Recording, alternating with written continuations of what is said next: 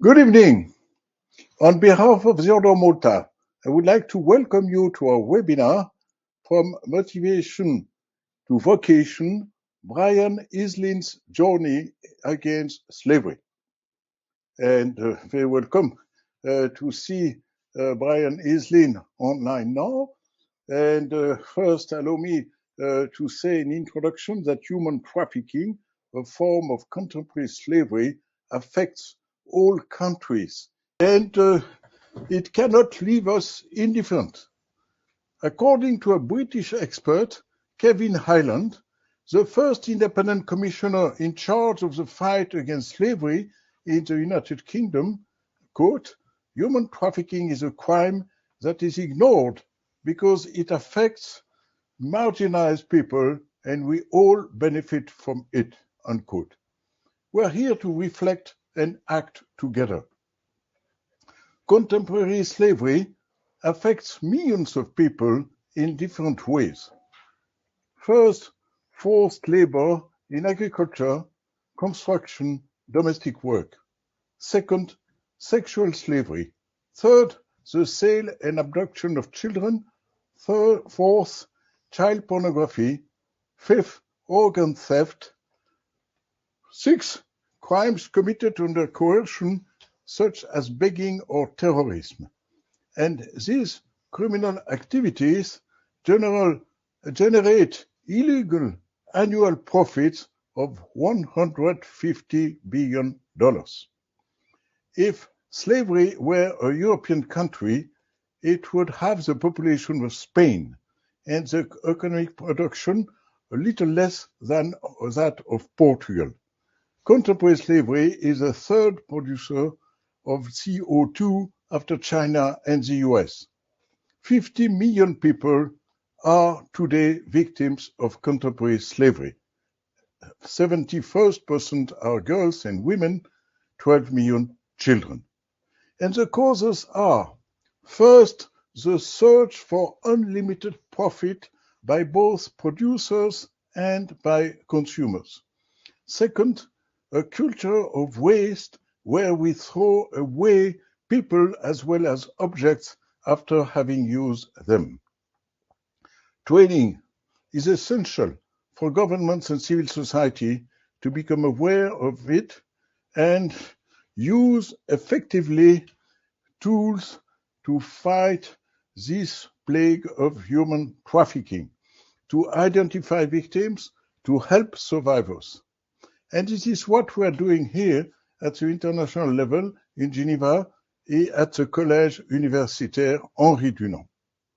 Tonight, we are very fortunate to welcome Brian Islin, who is a former Australian soldier and federal agent, and today a human rights activist against modern slavery. He is a founder of Slave Free Trade and Islin Human Rights. He has more than 30 years of international experience on all the various fronts of combating human trafficking. And I would like now, Brian, to ask you a few questions. Dear Brian, you have a Swiss name. You were born in Australia. Yes. Can we start introducing you by asking you to summarize the major milestones that have punctuated your 30 plus years of experience in the fight against human trafficking? Sure. So maybe I could just clarify that I've had more than 36 years in criminal justice, but only 22 on modern slavery. So less experience than 3 decades, but more than 2. So maybe that's useful.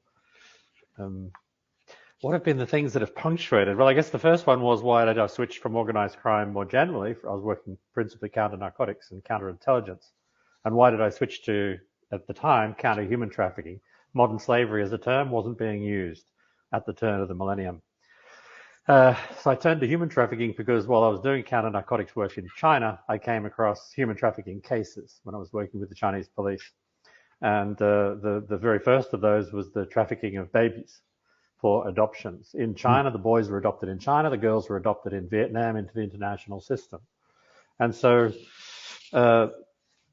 That was life-changing.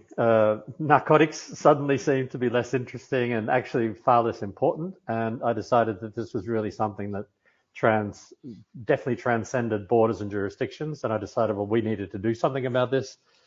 However, I was working for the Australian government at the time as a federal agent. And when I reported the trafficking cases, I was told to leave it alone. It was none of our business. And well, that didn't sit well with me. This was something we all should have been concerned about, and we shouldn't have had narrow organizational interest at heart. So after a number of rather expletive-laden conversations with people in headquarters, I resigned and went to start working on human trafficking cases.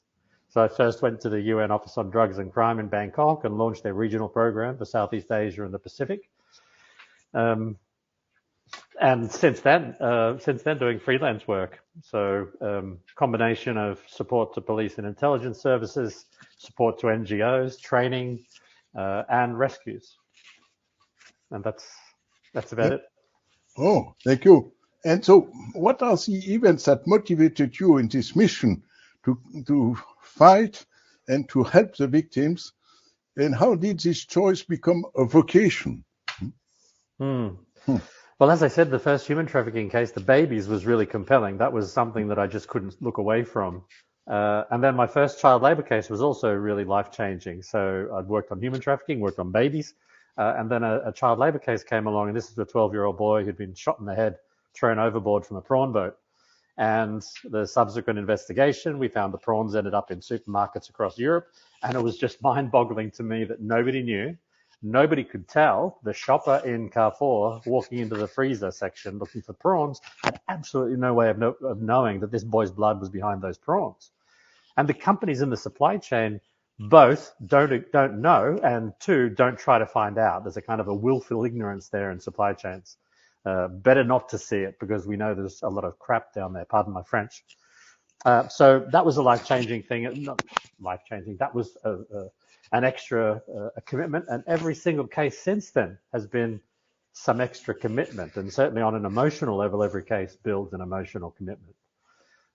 Every case is not positive. The vast majority of cases have ended ultimately in failure. So even a mission that is successful ends in failure. So a girl in Albania, an Albanian girl in Italy we rescued, the Italian police sent her back to Albania instead of looking after her as a victim of trafficking. And on return to Albania, she was stigmatized by her town and she committed suicide. So you see, this is the sort of insidious nature of human trafficking, that even a successful rescue, a so-called successful rescue, actually ends up being problematic. It ends up being a disaster for somebody, or almost always the victim, of course. So it's been emotionally really, really difficult, and a successful mission that ends ultimately at some point in failure is very, very hard to take. Even harder to take is a mission that fails, right? A rescue that fails. You don't get there in time, for example, as happened to me in West Africa. And that is emotionally very, very difficult to accept, that we are so slow, we are so poor at what we're doing, and our responses, like rescues, what I've been doing, are completely futile. On an individual level, they make sense to a point, but on a systemic level, they make absolutely no sense. They're futile, and putting all the money into rescues is begging to be ineffectual. Yes. I don't know if I answered your question. And then, how did your previous experiences in the Australian intelligence, military, and police help you? The first thing was that it brought some rigor to an area that wasn't really being dealt with any rigor. So human trafficking wasn't being dealt with as so much of an organized crime problem. So nobody was using management of organized crime, serious organized crime methodology. So that's the first thing. The second thing was that almost nobody was approaching it with any kind of an intelligence perspective. That is, gathering the intelligence, looking at the indicators, setting out indicators even, trying to find data against those indicators, making valid assessments, including questioning impact. None of these things were being done at the time. We're talking about the year 2001 here. So nothing was being done at the time. The word itself was kind of newly coined, as you probably recall. It really only came into common parlance the year before. And the year that I raised it, the year that I had we had the baby trafficking case and I was raising it with Australia, the senior officers in my agency had almost no knowledge of the word and what was behind it. So it was easy for them to dismiss because they didn't know what the hell I was talking about. So that was very useful. And of course, on missions, the Army training came in very useful. As a freelance, you don't have the support of a lot of other people, so you have to have a team, put together a team for the specific exercise every time. So you need a good network. And then you need to be very adaptive and very self-contained, let's say, because you've got to support yourself right the way into the country and out of the country. And without the Army experience, there's no way I could have done that. Absolutely no way. So that was really useful. And of course, just being federal agent minded, right? It's you've got an attitude that you can solve this problem, even though I've learned since that you can't with law enforcement. But I came in with the right attitude that we should try and change this, and we had to lift our game to do so. But the last 20 years has shown me that a lot of that experience has just been put to waste because we're spending money on solutions to slavery and trafficking without really considering the impact we're having and not looking at cause. As you know, it's a big issue for me that we're not looking at causes and addressing causes. So, okay. And what were the major difficulties you encountered during your involvement, and what difficulties did you underestimate? The first difficulty was the reason I quit the job, and that was bureaucratic ignorance to begin with, and then later bureaucratic intransigence. So even the agencies that my agency, for example, a year or two after I resigned, I started a campaign in Australia to try to bring attention to the issue. At that time, the Attorney General had said there was no trafficking in Australia. So I set up I got together with a bunch of folks in Australia, and we did a number of different things, including a speaking tour, a postcard campaign, and some investigations. And within a very short period of time, the team doing the investigations, which was out of an NGO in Melbourne called Project Respect, they put together documentary evidence of more than 300 cases. And they did that in a very short period of time. And this is not a law enforcement group, right? This is NGO workers putting together, investigating this and finding cases. Why were they able to when the Attorney General said zero? So anyway, within a very short period of time, we went public with this. I went public with this during the speaking tour and completely embarrassed the Attorney General and completely embarrassed my former agency. And he changed, right? The Attorney General very quickly said, oh, well, he went from zero in 1 year to the next year saying, oh, well, even one is too many cases of trafficking. And he announced the first tranche of funding for some counter human trafficking activities in Australia, work in Australia, 97% of which went to my old agency.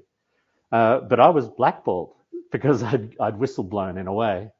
So even that agency wasn't going to come back to me and get my assistance on how they're going to spend that money. So they have continued to resist really new thinking. They've resisted innovation, unfortunately. And this is even to today. I don't know whether you saw, I posted just earlier today about the new measures that Australia wants to bring in on the Modern Slavery Act. And these three measures are extremely old measures. They are 20-year-old thinking.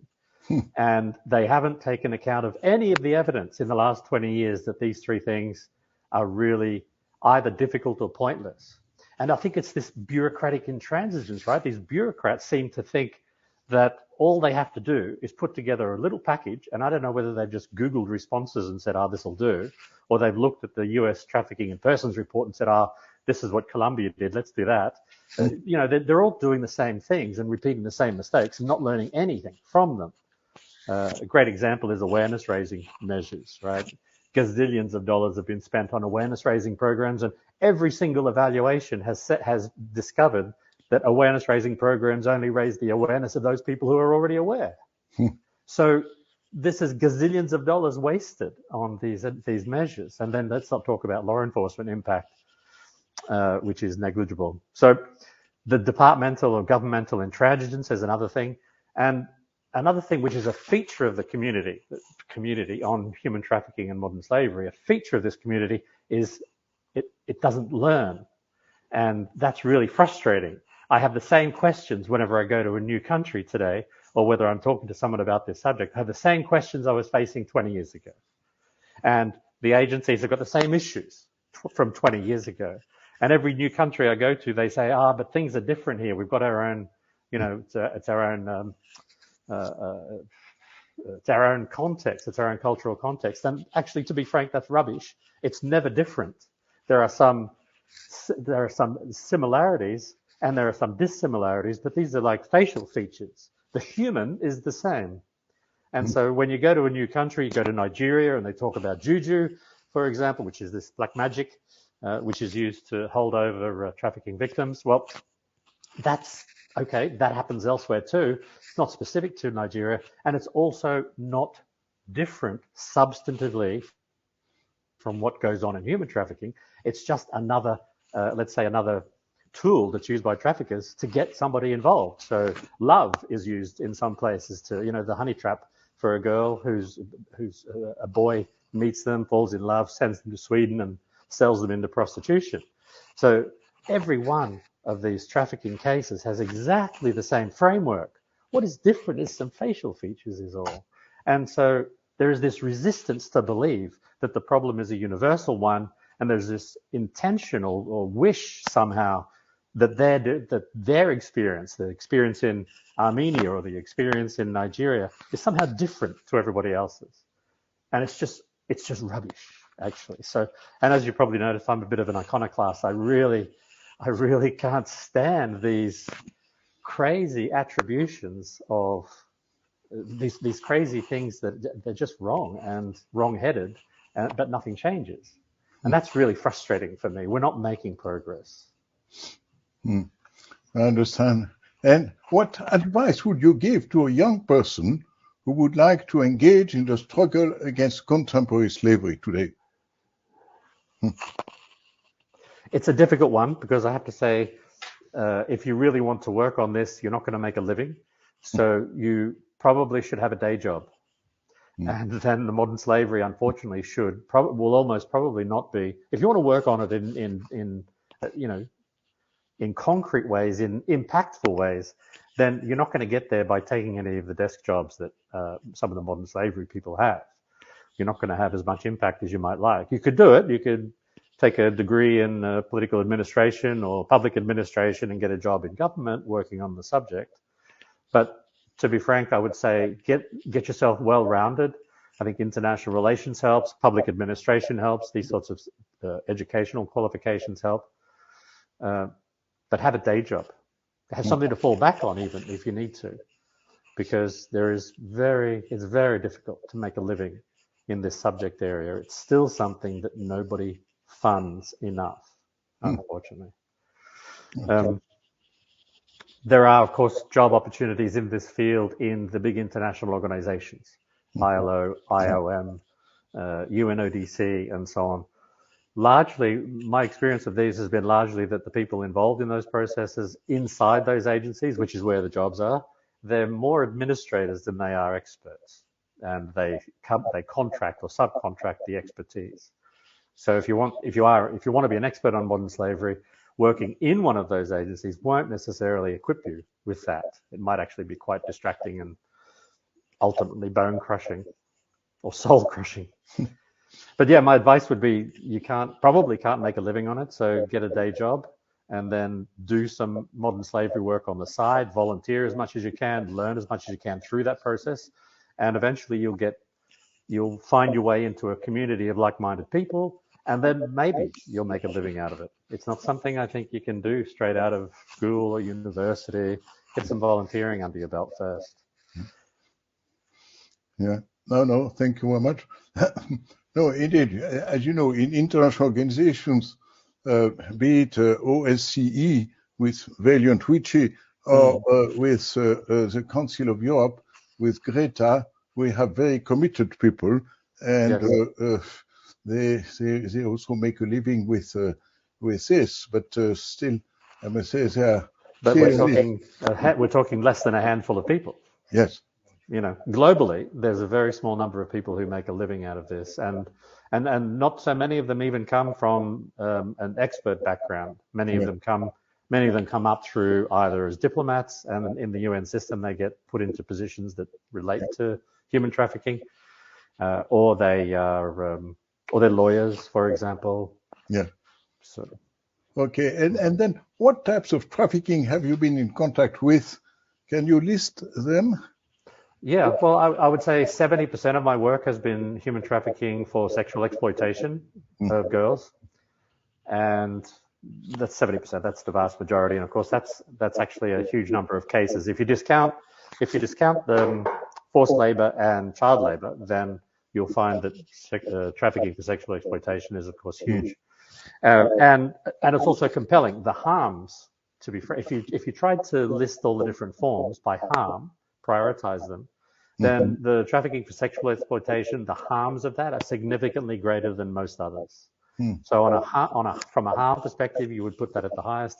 And of course, this is also where spending goes quite a lot because it's quite attention-seeking. UNODC, OSCE, European Commission, United States, they fund and they prioritize things that have prioritized things that have dealt with sexual exploitation primarily. And I think only since the term of human trafficking has been expanded to modern slavery have we seen investigations and caseload and so on spread out away from sexual exploitation. Within human trafficking, it's principally that. So in the Middle East, I worked on trafficking for domestic labor. Then I've worked on child labor in plantations and fishing boats and the leather industry. What else? Well, forced labor, a number of different cases of forced labor in various countries, but mostly sexual exploitation. Okay. Can you give examples of cases of trafficking that had the greatest impact on you and why? You mentioned children, of course, at the beginning here. Yeah.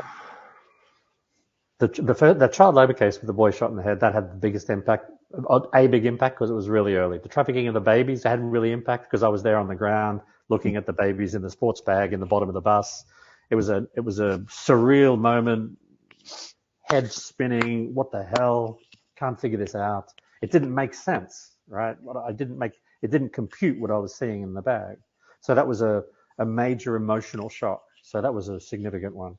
And I mentioned the girl in Albania, and that one has stuck with me, as the Albanian girl in Italy, I should say. That has stuck with me because backing up a step, with that law enforcement background, that federal agent mindedness, you think when you go into a situation like a trafficked victim in a brothel she was in Abruzzo in Italy, and you're going into this brothel expecting that you're the rescuer. You know, I wouldn't say it's a white horse kind of situation, but you go in with a rescuer mentality. You're there to do a job that involves the rescue of that person. You're prepared for what they will look like. You're prepared for how they will act, but it's still a shock every single time. So this girl was emaciated and beaten. Her teeth had been pulled out because she'd bitten someone's penis, a client's penis, and so thereafter she was not allowed to. Her teeth were pulled out, so she couldn't bite anybody. She was beaten. She was a terrified, beaten cat sitting in the corner of a cage, basically. And she was terrified of being rescued. She was terrified of any male. So that was immediately a problem for me. And there were no women in the rescue team, none. The police and immigration people were not women either. So it was a very unhappy experience, and it was a mortifying, turbulent, traumatic exercise.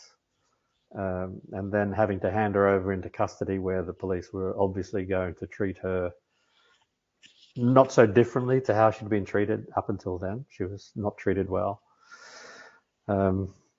She was blackmailed by the administration, basically, as happens everywhere with victims of trafficking. They're blackmailed into giving evidence. Give evidence or we'll send you back home to where you came from, which, of course, is life-threatening for almost all of them. So that was really traumatizing.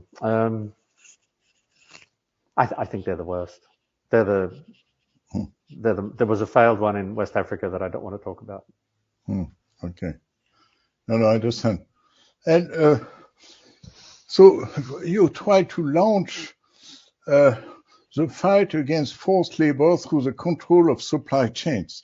It's the organization Slave Free Trade that you founded. Yeah. And you are committed to the fight against prostitution and for the protection of women. So can you explain your position and your commitment on behalf of women, please? Okay. Well, I mean, two different pieces there. So the working on the supply chains and the working on the prostitution of women, the trafficking of women.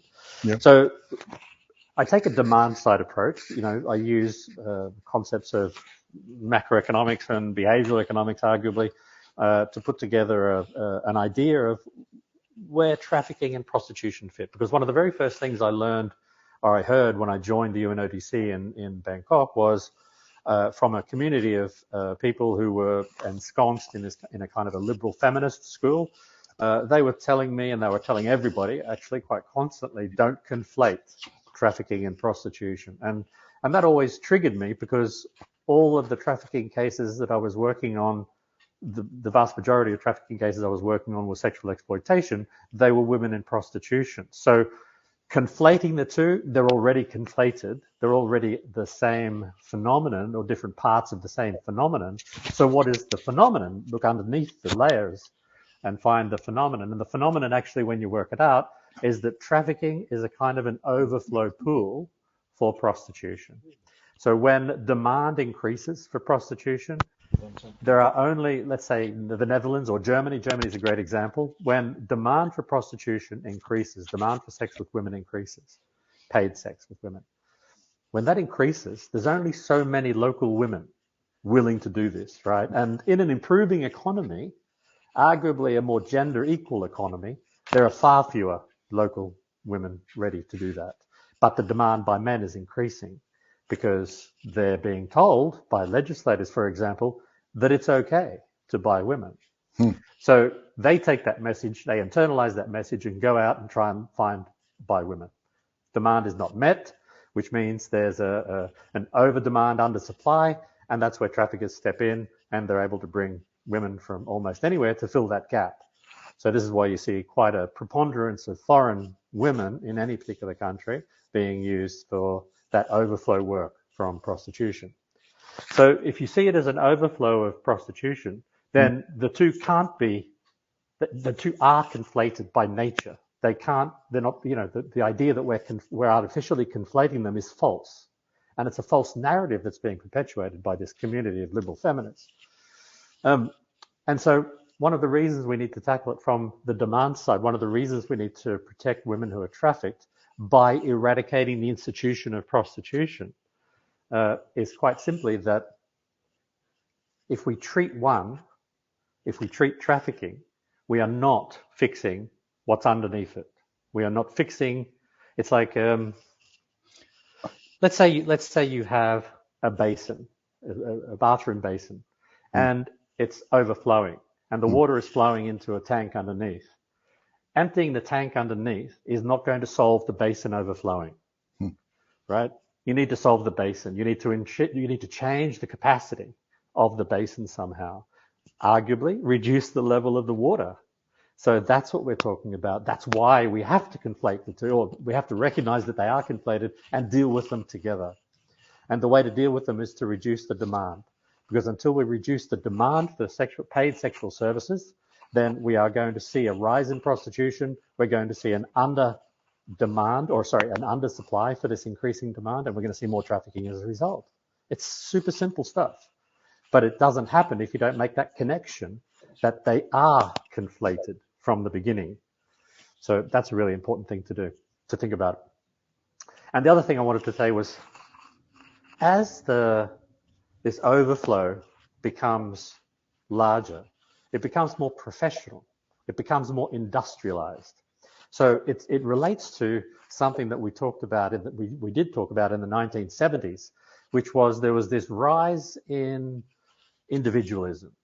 And there was a very, very well-known, at the time, a radical feminist, Kathleen Barry. So the way she was writing about the exploitation of women, the sexual exploitation of women, she was on the individualist side, I would say.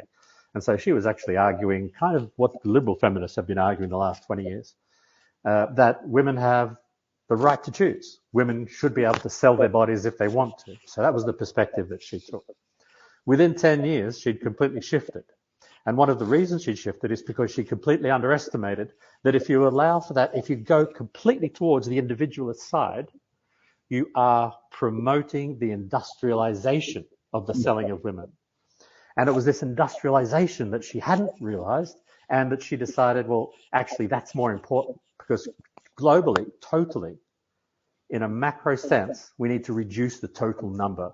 Individual choice is important, but if it's at the expense of many more women, then clearly it's not the right thing to do.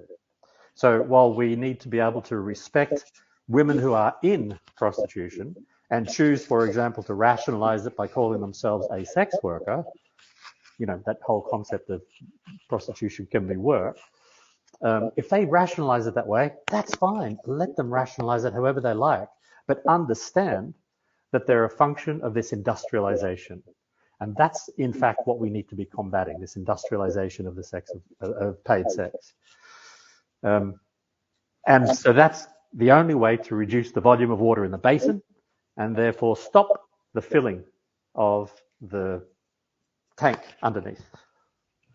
Yeah. I have to work on the metaphor. But No, thank you. But also, in the fight against forced labor and slave-free trade, can you summarize the main steps of this project and the experience you acquired through this slave-free trade project, please? It was also an exercise to, there are a couple of different reasons for having created slave-free trade. I started it originally 6 years ago, and that was hot on the heels of the failed mission that I mentioned in West Africa that was devastating for me. And I reached really an emotional low point because of that. It was a terrible period in my life, and I didn't want to be on this planet anymore. I was hating people, and yeah. Anyway, so I really decided it came to such a low point that I needed to dig my way out, and one way of doing that was to come up with something that was 100% a positive response to trafficking and modern slavery. So I decided, it actually came to me in my sleep, 2:00 in the morning, November 25th, 2016, I woke up, slave-free trade. And we're going to put a label on those prawns in the freezer that tells people that these are slave-free prawns. And let's see if that makes an impact. And in so doing, the whole idea was the prawn supplier who could prove slave-free would be rewarded by the consumer, and that reward would mean that they would bring more to the market, and they would improve their supply chain as a result. And all the way down the chain, the good behavior, the purchase of the good-minded person is rewarding all the way down the supply chain each of the companies that have something to do with it. So it was important to come up with something positive, and it was important to try to create a solution around that. And that was difficult because there was no obvious solution. Nobody else was working on this. And when I came to it, I thought, oh, there's going to be a lot of collaborators. There's not. There's going to be a lot of organizations that would like to help me with this and fund this. There's not. None of the people who are funding trafficking and modern slavery initiatives wanted anything to do with a demand-side project. Not one. They're all so, and this is what I mentioned before about the intransigence of the community. These funders, they're funded to perpetuate the status quo. They're not funded to create new thinking. They're not funded to try new things. So they don't work on the demand side. The demand side is nowhere. Order of Malta and the OSCE are the only two other organizations that talk the demand side. 3 organizations in the world talking the demand side. It's disgusting.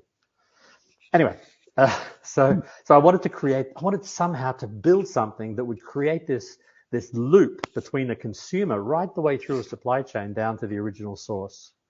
And so the way it worked is right up until last year, we finished the first pilot project, which is in the cocoa supply chain. And so the way it works is this, and this is a live project with products on the shelves in the UK. So the chocolatier in the UK, the retailer, the companies come to us for the solution because they want a solution, right? In this case, it was an activist CEO, but it could be anything. It could be shareholders, stockholders, could be legal demands, could be anything, different requirements. But anyway, they come to us and they want to be clean. They want to have a good supply chain and they want to be part of this circle of good that we want to create between a consumer and all the suppliers.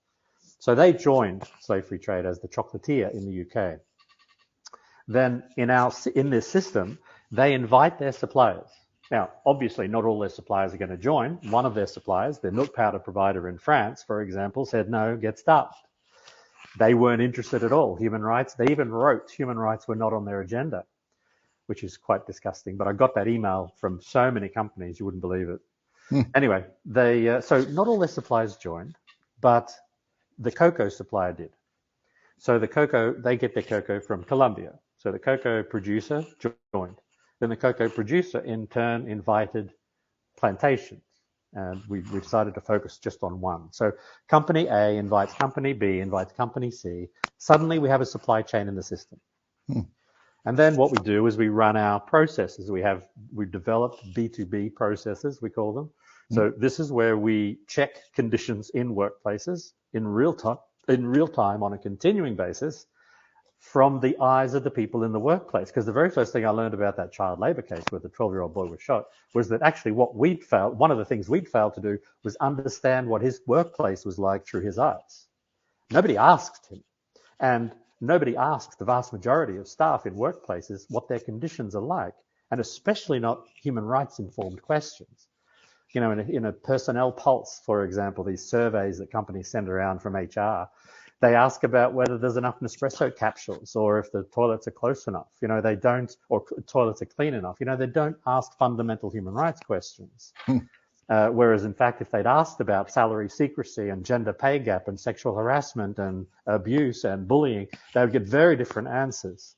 And if they asked them in a way that encouraged honesty, they would get very different answers. And so they would get a very different perspective on the workplace. So this system is designed to be an anonymous survey, but with data where you can check the integrity and see if there's coercion or falsity or fraud or collusion. So you gather this data and you ask, and in this system, we ask 120 questions a year. So every single person in the workplace, anonymously, remotely. It's a remote diagnostic tool. And if issues come up, then we can solve them. So in this case, what happened in the cocoa supply chain, we identified there was a small cluster of bullying in the production facility. So we reported that to the member, and then we worked with them to remediate that bullying. So that's the whole idea of it. So we ended up with, I think, how many was it? About 1,500 people in that 3-tier supply chain. So that's just 3 workplaces. We didn't try to do too much. So 3 workplaces, 1,500 people, and we identified a couple of issues that we worked on. But in general, what we got was good responses in all the workplaces. So they were all slave-free. They met the standard where the bar was set. So once those places were all slave-free and we remediated the bullying, the chocolate bar could come out on the shelves in the UK with our label on it and declaring themselves guaranteed slave-free. Consumers are buying it like crazy. Supermarkets bought the first 3 production runs before they even started selling. So it's very successful and very popular. And I think that that vindicates the work that has gone into trying to create this system. Unfortunately, because of a lack of funding, we're not going to be able to continue this project. But we've got proof on the shelves, and that's a very good thing. So it's possible to be done. It's not impossible, like everybody said when I started. It can be done. We just need some good people with some big money to get it going and get it working. But it absolutely works. The demand side works. So those are 1,500 people who are definitely not in modern slavery, who have got good human rights conditions, and we continuously monitor those conditions. And when human rights issues come up, we address them with the member. That's the model. Consumers reward the chocolatier. The chocolatier's volume increases. So their volume of cocoa increases, and therefore the cocoa production facility makes more money, the plantation makes more money, and this is an important behavioral loop that we're creating and a kind of a dependence, so that the profit, the important thing is the profit making in that supply chain depends on their human rights performance. So instead of the bottom line, instead of the human rights performance being a cost, it actually needs to be put in the column where the bottom line is, because you can't achieve profit, you can't maintain your profit without the human rights performance. So it's co-locating the two instead of them being very, very separate in the way companies think about human rights activities. No, thank you very much. Indeed, you already answered my next question. What are the decisive arguments for governments, business, and consumers to win the eradication of forced labor in supply chains, and the biggest obstacles to overcome? Well, the single biggest obstacle is companies not caring. You know, consumers, we can blame consumers all we like, but consumers are a powerful tool to convince businesses if you can mobilize them, but they're also an incredibly difficult community to mobilize. When you talk about mobilizing any part of the consumer world for good causes, it's always going to be a very small percentage. And there's this big difference, as you'll probably recognize from people you know as well. There's a very big difference between what people say they will buy and what they end up buying. It's a values and action mismatch. So 67% of consumers say they want to buy slave-free but can't find it, but a much smaller percentage, even if they can find it, actually go and buy it. So there's this difference so mobilizing consumers is one thing, but it can't operate on its own. Businesses need to want to as well. And the vast majority of businesses quite simply don't want to. Big businesses definitely don't want to. It's very, very clear that they don't choose to. There are a number of reasons for that. One of them is that they think it's a cost. The other is that they don't want cases discovered, if there are any, so they'd rather the willful blindness. And so the things go on in the background that they don't know. The deniability is a very important driving factor for big business. So these are actually the two biggest problems. The third one is the vast majority of governments can push business to the table by using legislation. All governments so far, with the possible exception of Brazil, have chosen to implement such weak measures that no businesses are brought to the table in any kind of a serious way, right? Businesses are made to produce a glossy brochure about their commitment, and that's the extent of it, right? That's where modern slavery reporting is at the moment. A company basically writes a CSR statement, and it's unverifiable, no data, doesn't matter. It's published, right? So this is where we are. We're still at that stage. Since 2011, with the UN Guiding Principles on Business and Human Rights, we're still at the stage where companies are required by governments to do nothing. They are asked voluntarily to do things, but they're not required to do anything. And where they are asked to do something, or if there's some kind of a demand to do something, so in Germany, for example, they've asked them to take active measures. And so that's always couched in such weak terms that the vast majority of companies either don't know what to do or they'll be able to fudge their way through it. So there's this essential transition we need from voluntary measures from the old UNGPs, which were, arguably on modern slavery, they were a failure. So the UNGPs is voluntary measures. Every piece of modern slavery legislation since has basically been voluntary measures. You would actually call them soft law because they are not just guiding principles, they're law, but they're very weak. No penalties, low reporting thresholds, things like this. And then the transition to hard law hasn't happened yet. Brazil is the only one that's done anything like it because they've actually got some some outcomes that are bad for companies that have modern slavery. Whereas none of the others, the Australian, the British, the Californian, the French, now the Dutch, the new German human rights due diligence, none of these laws have anything that is seriously damaging to a company if they don't do it. They just don't do it, and that's it. There's nothing. Even where public procurement is linked to it, there is a real flaw in the argument, flaw in the logic, in the application of the law. So public procurement clauses are being added to modern slavery acts in different places. Now, what that means is that if a company is not compliant or found to be not compliant in their tender, then they can't win the contract. So that's the first piece. The second piece is that they can be barred from future public procurement if they're found to have child labor or they've got a scandal or something. So that's a nice tool, but unfortunately it's being implemented so badly. Evaluators or the category managers and purchasers and so on at the public procurement agencies have no expertise in modern slavery and human rights, none whatsoever. They also have no time. They all have, if you speak to any of them, none of them have time to even make a cut lunch for themselves, right? They're so busy with contract after contract and all the paperwork that's required, they're very, very busy already.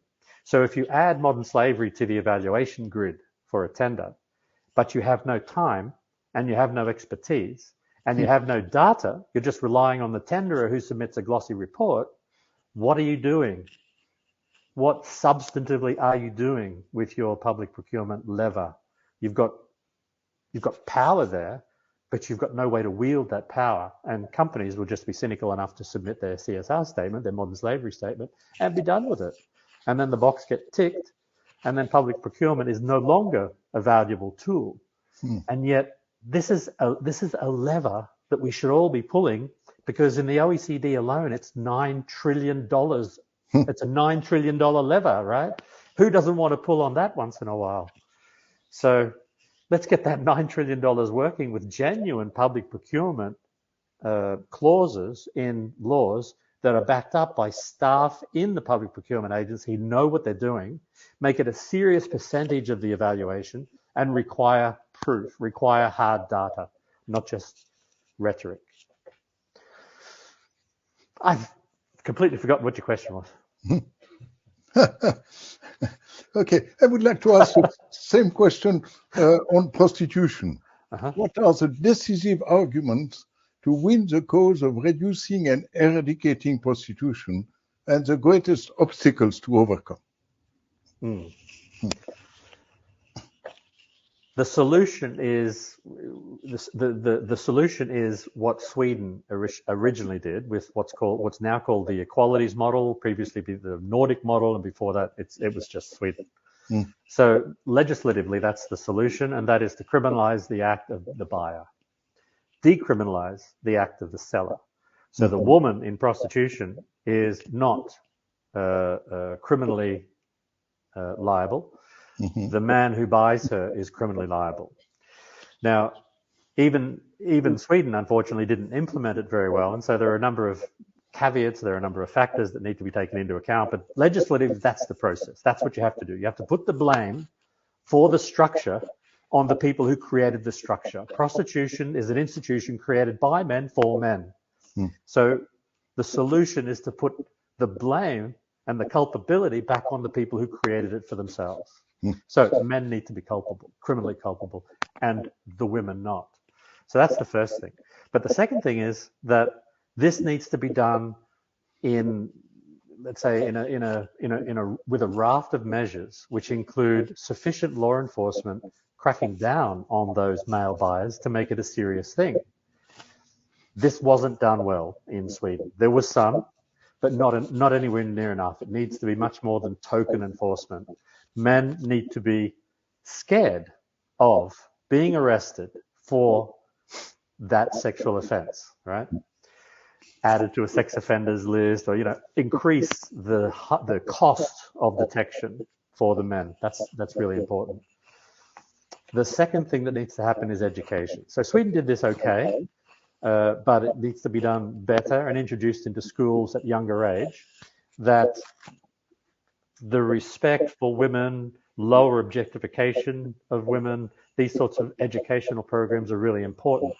In Sweden, they did it quite well. I get a sense it's drifting from where it was, but it was going quite well. The vast majority of men in Sweden don't even or would not even think of buying a woman for sex. And I don't think I've ever been, and I'm Swedish now, so maybe I'm sounding a bit pandering, but I haven't been to a society where there is less objectification of women, public objectification. You know, the wolf whistling and the what's the word? Ogling and things like this. You know, it's genuinely, tangibly less in the streets, and violence against women, likewise, is at a very low level in Sweden. So I think all of these come together. And when they do come together, they create an environment where women are more respected, objectification is lower, men don't even think about buying a woman for sex. And the impact that has had has been a dramatic reduction in prostitution in Sweden and a dramatic reduction in human trafficking.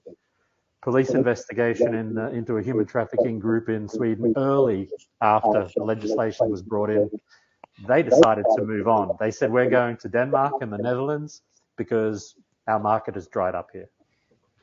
So that's very telling. So that's what needs to be done, this raft of measures around a legislative response, educative and law enforcement responses as well. So this is really important. And then the fourth piece of that package is building exit strategies for women in prostitution. So it is not that decriminalizing the act of the woman in prostitution solves everything. The woman is still stuck in obviously a very economically and personally constrained circumstance.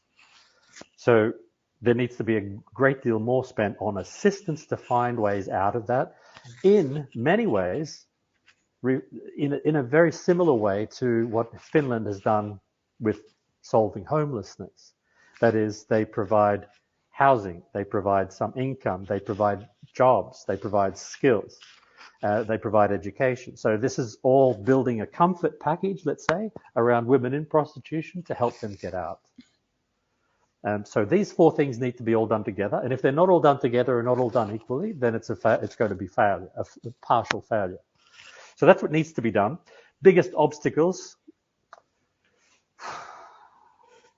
the lipstick lesbians, right? The feminists in universities who are still claiming that individualism is everything.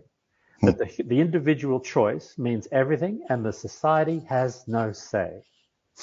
And I think that position, which permeates not just universities, but also into governments and, let's say, larger society.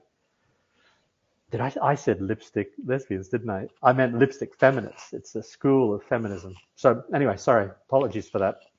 But this school is really quite damaging to the idea that we can solve this through allowing individual choice to be everything. Individualism has costs. It can't be individualism at any cost. There's got to be some bargain, let's say. And unfortunately, it means that some women in prostitution are going to lose in that their individual choice, if such a choice can be considered to be a free thing, which arguably never is, right? So I would say that's one of the biggest obstacles. Second biggest obstacle, no, actually, I mean, the first biggest obstacle is men, right? The first biggest obstacle is white middle-aged men making policy and law on this subject. And they are very slow to move, if they move at all. I have known personally of investigations of politicians, for example, who were being blackmailed by pro-prostitution and pro-pornography groups so that they would block laws like the Swedish law, like the equalities model, because, you know, compromat, photographs taken of them in a brothel, things like this, that's a real thing. It's happening. And so I think the men are the biggest, of course, the men are the biggest problem. Men not changing is a big problem. Men assuming women can be sold and bought is a problem.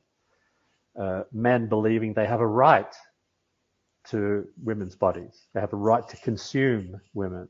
That's obviously the biggest obstacle. Then there's these lipstick feminists, and then there's also the money.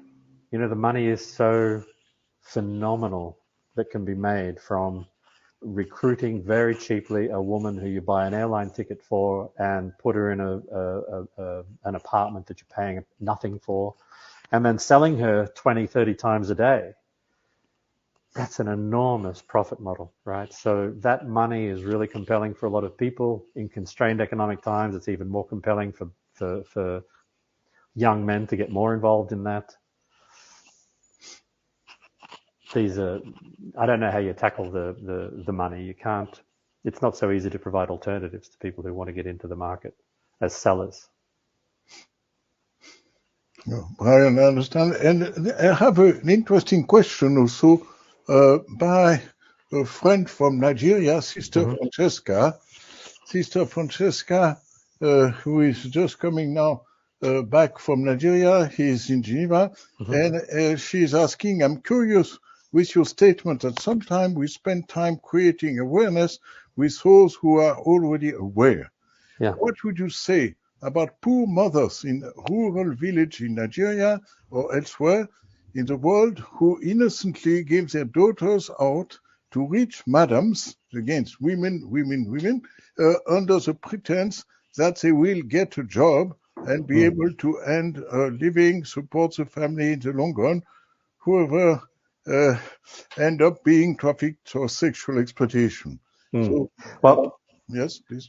It's a great question, and the important thing to think about with awareness raising is that the success or failure of it really depends on how closely you target the audience and whether you communicate to them where they will understand the message and where they can best act on the information. So an example of good awareness raising would be having a working group with the women in each of those villages, telling them what's going on and what the risks are personally. Human contact with them, working groups and so on. That's awareness raising that can be effective at a local level. What's not effective is putting up a poster at an airport in the departures area saying, with a photo of a young girl and saying, beware, you might be human trafficked. That's a waste of money. That's a poster campaign that has just wasted scarce resources. That should have been put into working groups going out to communities to make them aware of what's going on around them, right? That's these poster campaigns, these even some of these hotline numbers that you see that actually eventually end up, in some places, they end up at significant expense. These are also a waste of time. In general, right? Hotlines can work, but mostly they're implemented in such a way that they can't. And, you know, the perfect example is a girl I knew of who was killed by her trafficker because she had a phone number written on a piece of paper in her pocket that she'd seen and was, she'd seen, what was it? I'm trying to remember now. She'd seen the number somewhere, but it wasn't on a poster at an airport, but there was somehow she got hold of this number. Might have been for another girl, actually. Anyway, the trafficker found with this number in the pocket because the number was so complicated, there was no way she could remember it. It wasn't like 111. So it was a complicated number. She'd written it on a piece of paper. Trafficker found it, realized that that was the hotline number and killed her. Hotlines are very, very difficult to implement. And they're a piece of, I would say that they're a piece of this whole awareness raising thing because they usually come with ads at airports and so on and so forth. I think public service announcements are also a huge waste of money. Videos. Australia announced one of its new measures is a video about the risk of modern slavery in the cleaning industry for the cleaning industry in Australia. Now, I don't know about you, but I happen to know the cleaning industry in Australia is well aware of the risk of human trafficking within the cleaning industry in Australia. They don't need a video to tell them that it's a high risk issue. And if anybody in the industry doesn't know that there is a risk of modern slavery in the cleaning business, they're a knucklehead and they're not going to care about that video anyway. So this is what I'm thinking. What I'm saying with the awareness raising is it's got to be really well thought out. It's got to be really well targeted. It's got to be directed at an audience that is very well identified. You know, we talk in We talk in awareness raising campaigns about the persona. We don't need a persona. We need a group of people, an actual concrete group of people, not marketing personas. Targeted information to people who can act on that information at the time that they receive the information. This timeliness is really key, right? If you put somebody up a public service announcement, for example, about watching out for modern slavery, but there's nothing they can do right there and then. They see it on an airplane, for example, a public service announcement. It's beautiful, very well directed, nice lighting, but there's nothing they can do about it right there sitting on the plane. By the time they've landed, it's gone. It's dead. So awareness raising, massive amounts of money wasted on it. The case that you're talking about in Nigeria is a perfect example of where awareness raising money can and should be spent, because there is a specific, absolute direct audience who can take that information and act on it. Go do it. Oh, but thank you very much. Actually, taking due note, because I think we should work on this together, and I'm pretty sure that Sister Francesca will have very concrete ideas, concrete answers to follow up on your proposals, because that's precisely what we were discussing before she traveled to Nigeria. And now I have another question. Can I just say, Michelle, one of the best ways to think about awareness raising is think about oral histories, the way we can pass down and pass around communities kind of an oral history about what can happen, what the risks are, what the chances are, what it looks like. We use the oral history form and pass it on. It's a word of mouth method. It doesn't get huge numbers, but it becomes really quite ingrained. No, thank you very much. Then there's another question by Mary Patricia Mulhall. Brian, how do you finance your work and your own livelihood? Okay, possibly difficult question. It's a great question. So in the beginning, I financed it from missions that I was doing for counter narcotics work. So that is still a thing. People are still paying for missions for counter narcotics work. I was doing that up until my last trafficking mission, the failed one. And so I paid for my living and the start of slave-free trade, the first couple of years of slave-free trade, out of my own savings.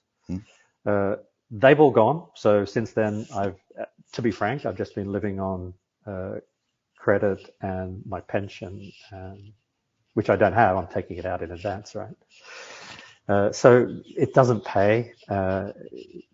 There is no way to make a good living on this, and certainly I'm just getting myself more and more into debt, unfortunately, if I can be honest. Okay, then I would like to ask not very positive, was it? Yeah, my last question. Which personalities have had the greatest impact on you when you met in your struggle? And explain the new challenge you are undertaking with the launch of your consulting company. Sorry, human rights. What was the first part of the question again? The first part, which personalities had the greatest impact on you, who you met in your combat against human trafficking? I would say it's the teams that I've been able to put together for the rescues have been the biggest impact personally on me in personality terms, because these are people who, like me, were doing it for nothing, right? NGOs or families, lots of different possible contractors were needing help, but they weren't paying anything. Sometimes they would pay our airline ticket, but that's about all. Then we had all our own expenses and weapons and everything else. So this is... they were amazing people who put their lives on the line for, well, a greater good, right? Even though we're all experienced this, we all knew that every time we rescued someone, it probably wasn't going to be necessarily good for that person once we got them out. There would be significant hardships ahead of them. We all knew that, so it was always this bittersweet feeling at the end. Okay, we got her out, but now she's going... Now look where she's going. She's just going to be re-trafficked or killed. So you can't think about that. You've got a job to do. The job is to rescue them and give them a chance, at least, because they would have even less of a chance if we left them where they were. So those teams that I've put together with individuals have been lasting friendships. Unfortunately, they're not all here. They've done lots of similar work, and some, not here. So I remember them deeply. And but these personalities, these people who would go in to hopeless situations and help these people, is so enriching. So that's why I went back mission after mission, right? It's not just about the rescue, it's also about the people you get to bring in to do the work. Yeah. And Brian, could you tell us, now you're launching this consulting company, Eslin Human Rights. Well, I need to make a living. I need to pay off my credit cards, and so I've just set up a consultancy, which is to provide human rights compliance and services like human rights audit and so on. A bit like the B2B piece of slave-free trade, right? A bit like if a company wants to be human rights compliant, then we provide those services to companies that want it. There are some companies that are starting to look at it because legislation is starting to push them in that direction. So this is something that's happening. A lot of big companies, for example, are now starting to think about human rights strategies, which they never had before. So this is great. So change is coming. It's tangible. It's just incredibly slow. It's glacial movement. So anyway, Eslin Human Rights, it's a small company designed to provide that service to a larger group of companies that otherwise can't afford to be able to buy human rights compliance services and don't know what to do. They don't have the expertise. Big companies, Siemens, Volkswagen, Danone, whatever, they can buy services from PwC, KPMG, Deloitte, and those companies, of course, have leapt on the bandwagon with alacrity to sell human rights services. They have no expertise. They've got MBA program graduates, but they've got a great sales machine, and they can produce great papers and slide decks. And so these companies are making a mint already out of large companies requiring human rights services. So I guess what I'm saying is that I'm trying to help companies that are less than the multinationals, but want to do something with meaning. And if it's a success, I don't know. It's only been open a month. So let's see if it lasts a year. Oh, Brian, we wish you every success indeed in this new experiment, human rights, and definitely you have a beautiful website. I think everyone could visit this website with great profit. And please do, yeah. And there's a blog on there with lots and lots of articles for you to read if you're interested in these subjects. I write something every day for that. Oh, excellent. We should all look at this. Please do. EslinHumanRights.com. Oh, EslinHumanRights.com. That's easy enough to. Yeah. So all together. No hyphen, no dots. All one word. EslinHumanRights.com, and then /blog if you want to go to the articles, and you can subscribe. You can sign up to get a notification when I publish a new one, which actually is every day. So. Oh, certainly we shall. And can I just say, if anybody wants a blog article written on a particular subject, if you want to ask me about something and for me to write about it, drop me a note. Michelle can circulate my email, and I will very happily write an article addressing your issue. Mm-hmm. No, definitely. No, definitely. We will, if anyone now today live or watching the video recording of this webinar, definitely I will provide them with your email address, Brian.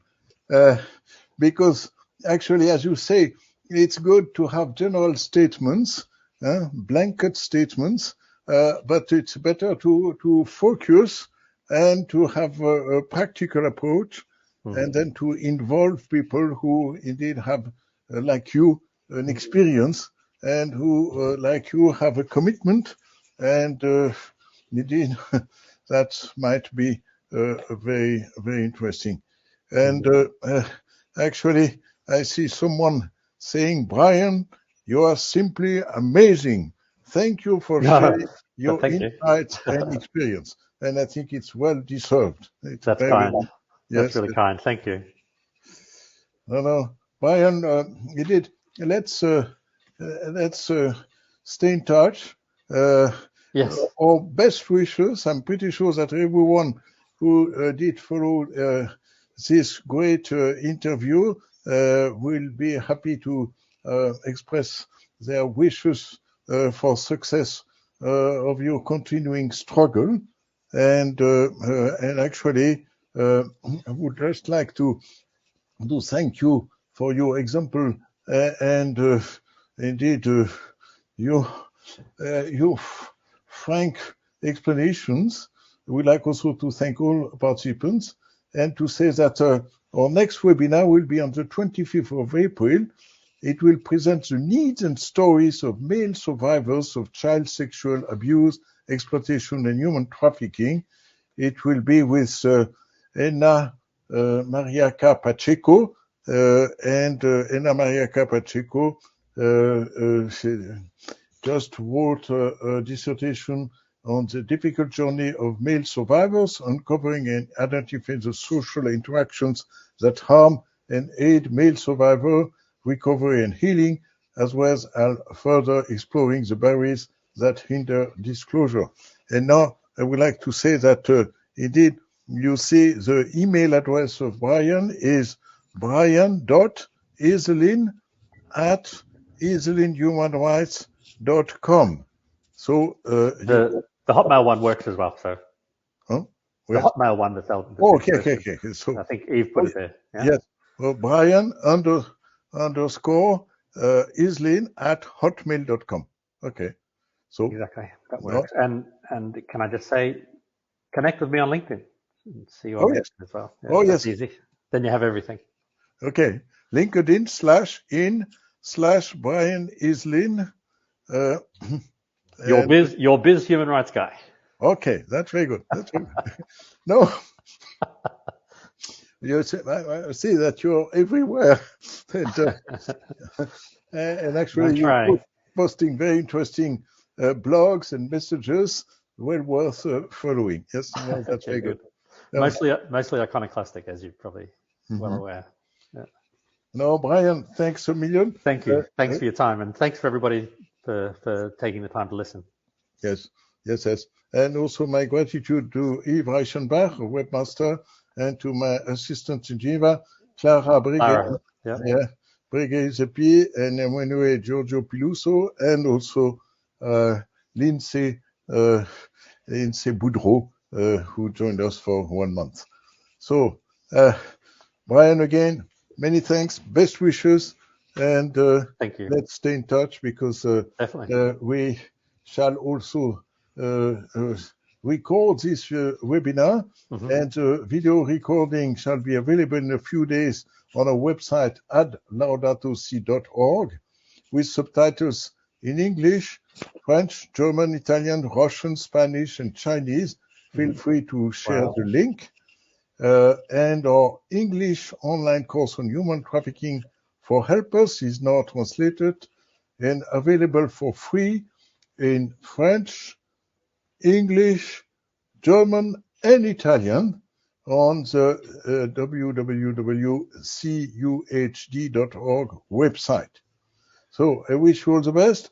Invite you to the upcoming webinar on Tuesday, the 25th of April at 6 p.m. Central European Time.